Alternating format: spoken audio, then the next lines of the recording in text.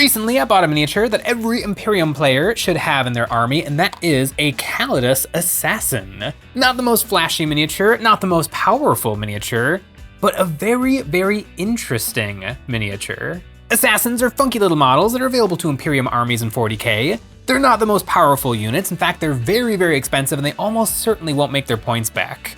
But they might just win you the game. Usually there's a pretty big difference between what a model's meant to do in its lore and what they end up doing on the tabletop, but the Assassins are pretty darn close. In early 10th edition, I was bringing a lot of Vindicare for some sniping and assassinations, and now my army list needs a Callidus Assassin, the Spy. The Assassins are really expensive for what you get. I can just about stomach the price when I'm getting a big ol' Space Marine Captain or War Boss, but Games Workshop character prices for a tiny little human is pushing my resolve. But I've wanted this figure for a while. Also, it took me an embarrassingly long time to figure out that the picture on these blister packs is actually the instruction sheet. I always just guessed. The Callidus is dropping down onto a little tiny rock, which is clever theming as they drop down on the board almost every turn. This mini is microscopic. I had to be really careful while cleaning this mini not to damage it while scraping and sanding the mold lines. I left the smaller than a baby M&M sized head attached to the sprue, so I had something to hold on to while I was scraping the mold lines. I used plastic glue on this Assassin. I actually use both plastic glue and super glue on my minis. For big old joints like Space Marine legs and torsos, I use super glue for the instantaneous bonding, but for smaller things or posable joints, I like plastic glue. It does provide a stronger bond, and on this tiny little fella, it's a must. The Assassin is precariously perched on the tiniest little pillar. I guess the more important you are in the game, the taller your tactical rock gets to be that you stand on. I glued this down in the front of the base as she hangs off the back. I'm trying to center her so that most of her mass is directly over the base. Then I mixed up some milliput to do some sculpting. I don't mind the pillar, but I want to chunk it up a little bit. I took the putty and glued it down to either side of the stand to lengthen it, using my rubber sculpting tools to smooth these out to make the transition seamless. Then I took a wet piece of cork and pressed it into the sides to make it look suitably destroyed. Then I took a 1mm drill bit and drilled some holes into the cork to match the bullet damage on the original tactical rock. Now that I have a much more reasonable looking wall, I used some more milliput to add some height to the rest of the base, and stuck down some epic basing rocks. To add some more context to the wall, I used some 1/4-inch cork to make another section of ruined wall sticking out of the ground. I put some Tamiya putty on the surface of the cork to smooth it out and then grabbed some scale barbed wire. This doubles as convincing rebar. I cut this into short sections and stabbed it into the wet milliput, then into the rough parts of the cork, using a pin to get the hole started. Then I grabbed my drill again to add some more holes for battle damage. I took some kitty litter and sprinkled it onto the base to make up some more crumbled concrete, and then filled in all the gaps with the sprinkling of fine-grained sand over wood glue. Once all the milliput was dry, I used some more Tamiya putty to smooth out any imperfections between my sculpting and the Games Workshop model, and I stuck down my Assassin. She's looking pretty spiffy. Now the Callidus Assassin depicted in this miniature is a very rare form of a Callidus Assassin. Wearing the Sinskin body glove and carrying the Neural Shredder and the Phase Sword, some of the very best equipment the Imperium has to offer. And by the way, that very good equipment is actually an Eldar pistol and a Necron sword, because the Imperium are a bunch of hypocrites. This particular loadout would really only be found for close range assassinations in the middle of an active war zone, which is what the tabletop game is representing. More often in the lore, the Callidus Assassins are completely unseen because they're shapeshifters. And so what they really do, the way you would actually meet one, is they would take the form of your very best friend, your mom, your most trusted advisor, and they would just keep watch on you to make sure that you do exactly what the Imperium wants you to do. And if you ever step out of line, they take you out. Now that's already decently macabre, but in classic Warhammer 40,000 fashion, it gets even worse. Because after you're dead, the Callidus Assassin will probably shapeshift into you, and then keep going business as usual. Although this time you'll do exactly what the Imperium wants you to do. And then once you've served your usefulness, you'll probably die mysteriously in some kind of an accident that leaves no trace of your body behind, and the Callidus returns to the temple for their next assignment. Now that's all pretty cool, but does she function like that on the tabletop? Yes and no. Her weapons are decent. She probably has a 50-50 shot of killing a Space Marine level hero or worse in one go. What she really benefits from, though, is her ability to uppy downy. At the end of your opponent's turn, you can pick her off the board, and at the end of your movement phase, you can put her back down on the board. And so this is perfect for securing secondary objectives. This is why she's 100 points, because 100 points can buy you a lot of stuff in Warhammer. You could get 10 Necron Warriors, you could get 10 Battle Sisters, you could get 3 Cataphoron Destroyers, you could get a Ruckatruck Squig Buggy, you could get 2 heavy weapon platforms. You could buy a lot with 100 points. A little toughness 3 character is not worth 100 points, but her ability to turn after turn after turn get you secondary missions and getting you a lot of victory points, that is kind of worth its weight in gold. Usually you and your opponent are pretty neck and neck on primary points. You each have your home field objective. Usually one objective in no man's land is on lock, and then there's that one that's just a bloodbath every single turn. The secondary missions are the ones that win you the game, and the Callidus can basically make like half of that deck just happen every single turn. She's pretty good. Space Marines in particular don't really have access to this kind of perfect movement. They have Scouts, which have a very similar rule, but Scouts don't have deep strike, so they have limitations on where they can be placed. The Callidus Assassin has deep strike, so she can go anywhere on the board more than 6 inches away from enemy models. And she doesn't want to be within 6 inches of enemy models anyway, so it kind of works out perfectly. I'm painting this mini up to go alongside my Black Templars army. Although she's not a part of the Crusade herself, she's palling around with them, so I started out with a Black Prime. Then I gave her a Zenithal of white ink. This is helping me see all the details of the mini. Although she's so small, I probably won't be able to take much advantage of the undercoating. Really, this will only help out on the base. I'm gonna start out with her Synth Skin Body Glove. I put a desaturated blue, a white paint, and a black paint onto my palette. Then I thinned it down so it was wet and watery, and I put this all over her clothes. Then I grabbed the blue, thinned this down, and then followed what was left of my Zenithal and put this over all the white spots, leaving the dark colors in the recesses. Now she's gray and blue-gray all over, I want to accentuate those recesses, so I went back in with black paint and black lined everything. Some spots were easy, but some spots, like on her legs and biceps, I just had to make up what parts were in shadow. Now I've got a good dark base to work up from. I mixed my blue with some white paint and started laying down some highlights, painting this over about half the middle of each blue section of her body glove. I added more white paint to my light blue mixture and did the same steps again, putting down even less of this color. I'm basically painting non-metallic metal everywhere. And speaking of reflections, I did a final layer of just a few dots of pure white as the brightest, shiniest spots, picking one little spot on each section of blue. Right now, my layers are a little crunchy. I stepped up the brightness of my layers pretty fast, but that's how I like to paint. I like to see it coming along quickly. Now I can go back and blend my layers together, glazing blue over the colors. This blends my layers, but also darkens them a bit, so I had to go back in with my light blue and white and reapply my highlights. Models like this, where I have to brute force all the highlights and shadows, is what taught me how to paint.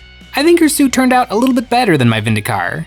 The Callidus Assassin is a little bit on the plain side, and that's a critique I have of the Vindicare as well. From a theming perspective, these guys aren't quite as strong as the Callixus or the Eversor, because those guys have spooky, scary skull faces. And there's a reason they have spooky, scary skull faces, because they're actually meant to be seen, and so the scary mask gives them a slight edge, where these guys are sneaky operatives that are never meant to be seen. But it's Warhammer 40,000, I want to see some scary skulls. I was able to get one on my Vindicare Assassin, so I want to see if I can pull it off on the Callidus. I mixed up my white and black paint together to make a light gray paint that'll have good coverage, so that I don't have to paint so much of her face. I started out sketching in my skull using a nice big brush with a sharp tip. A big brush is going to hold more paint and keep the paint workable longer, so I have plenty of time to sketch in my shapes. I painted a line going down to form her teeth, and under each eye I painted a cheekbone coming down. Once I was happy with my shapes, I painted white over the gray. Then I took my sharpest, pointiest brush and carefully sketched on 3 lines for her mouth and a little triangle for the nose. This took a lot of tries, going back and forth until I had it just right. I'm going for a 2009 Modern Warfare 2 respectable ghost face, not the modern Hannibal Lecter ghost face that's in the new games. And you know what else has a respectable 2009 aesthetic? That's right, our website. EonsOfBattle.com is the place to find our merch like the new Nick and Jay dice, and the best way to support us doing what we do with a membership. Each month, members will get a credit that they can use on our new multi-terrain pack or any previous pack we have ever made. For the month of February, we made the Grim Battlefield basing bits, and we're making them for real, available as physical printed packs or as digital STLs. These Grim bits are the perfect thing for your dark miniatures to stand on. War-torn scenery isn't as easy to pull off as texture paste in a grass tuff, but with these bits, it's easy to give your minis the grim dark treatment. With a selection of sandbag and barbed wire barriers, ruined walls, smashed stained glass, unexploded ordnances, and more. All sized perfectly to complement any size of miniature, from giving an upgrade to your small rank and file troopers, all the way up to big chunks of debris for filling up monster and vehicle bases, you can do it with the Grim Battlefield basing bits. With the scary face done, it was time to pick out the eyes, base coating them in white and then painting them green. My sneaky operatives always have neon green as an accent color. I painted yellow mixed with green, working some highlights toward the front of her lenses, so it looks like she's looking forward instead of wall-eyed. I used a transparent green contrast paint and glazed this around the lenses, spilling it onto the white skull face to make her eyes glowing. Are glowing eyes good for a sneaky assassin? No, but is it cool? Yes. Now for all her straps, hair, and belt. Also, why is she wearing a belt? I base coated these with a dark red. This was nerve-wracking. I was terrified of getting this color over her bodysuit that I worked so hard on, but going slow, I was able to get it where it needed to go. I used a bright red paint to highlight these parts, putting a black wash over the hair to darken the recesses. Then I mixed yellow into the red and did some small specular highlights with orange, which I could have done with the hair, but hair is really tricky, so I used a dry brushing of bright red and a little bit of orange to knock this out. Callidus Assassin is a fantastic unit for Space Marines. The reason that she wasn't in my army until now is because last year I played about 30 games of good old-fashioned Black Templar's Righteous Crusade, and I've kind of burnt myself out on close combat focused Space Marines. And so now I'm kind of getting into a little bit more vehicles, a little bit more shooting, a little bit more infiltration. And for that, a Callidus Assassin adds a ton. And I kind of finished building a lot of my close combat focused Space Marines, so now I want to work on the infiltration Space Marines, the Phobos stuff. Although, to be fair, I mentioned shooting, I do kind of want 2 10-man squads of Reavers, which are essentially just close combat focused Phobos units, but I'm working on some interesting stuff for my Space Marines. And speaking of shooting, I gotta work on Callidus's guns and weapons. Her guns and weapons are almost good. Like, they're objectively good, but she can't ever be in close combat. She does have a rule where at the end of my opponent's turn, if she's in close combat, she can walk out of that close combat. Good rule. I can't envision a fight where she doesn't die. Gretchen, I guess she could probably survive a round of Gretchen fists, but she's meant for utility. For my Vindicar, I went with military green on the gun to make him feel more like an army man, and I want to do the same thing on the Callidus. I started by washing all the weapons with some Creed camo and then mixed some warm white into the green contrast paint to do some highlights. The Zenithal actually did come in handy for the weapons. I painted the rim of her pistol with silver and then base coated the inside bits with green. The weird crystal stuff of the gun looks suspiciously like Skaven warpstone, but according to the lore, it's Eldar technology. It basically fries opponents' nervous systems. After a base coat, I did some highlights with green mixed with yellow. I layered this up until it was nice and bright and then gave it a wash with some bright saturated green, finishing off with a few dots of white for the brightest spots. Now it's onto the definitely not a Necron phase sword, and for this I want to try something special, and for that I needed to protect the paint that's currently on there.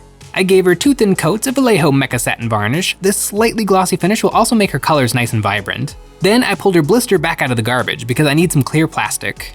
I cut a small square of this stuff out so I can make an energy trail flowing off the sword.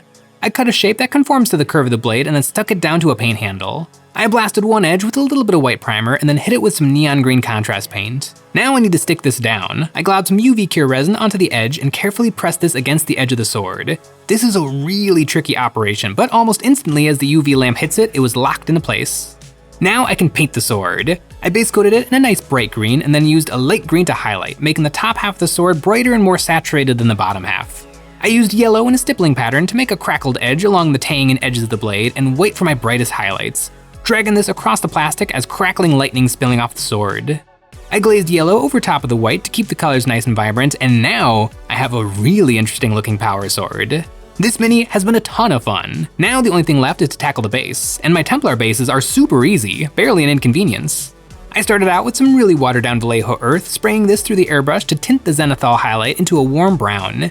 Then I dry brushed Pro Acryl Olive Flesh. This 1-2 punch is perfect for giving my Templars a dry desert environment, but this assassin has a little bit more going on the base than my standard Crusaders, so I did a little sponging of olive flesh to give the walls some more texture.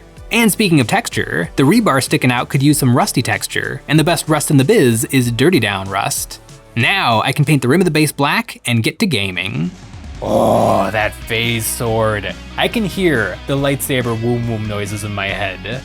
I painted this model to win me points in Warhammer, but I know in my heart of hearts, every once in a while when the opportunity presents itself, I'm gonna charge her in and see if she can kill some enemy characters. Those are the moments, those are the Warhammer cinematic moments that like stick in my brain as I'm drifting off to sleep after a hard fought battle. I don't necessarily remember like when my intercessors take out a squad of orcs, or when my tanks manage to strip a wound off of a Turvagon, but I will remember when my Callidus Assassin charged into a squad of Genestealer cultists and killed the Magos, and then proceeded to get absolutely decked by the neophytes returning fire. The assassins are pretty darn cool. There's actually a really good Warhammer novel called Assassinorum Kingmaker, where a group of assassins have to work together to do some shady stuff. I really like the kind of background characters in Warhammer 40k. All of the different armies are really cool, but the weird little things, like the assassins sent out into the galaxy on missions, are really something interesting in Warhammer 40,000. I now have a Callidus Assassin and a Vinicare. I mean, eventually I'm gonna get the other two assassins, but for right now, these two are the only ones I can fit into my lists.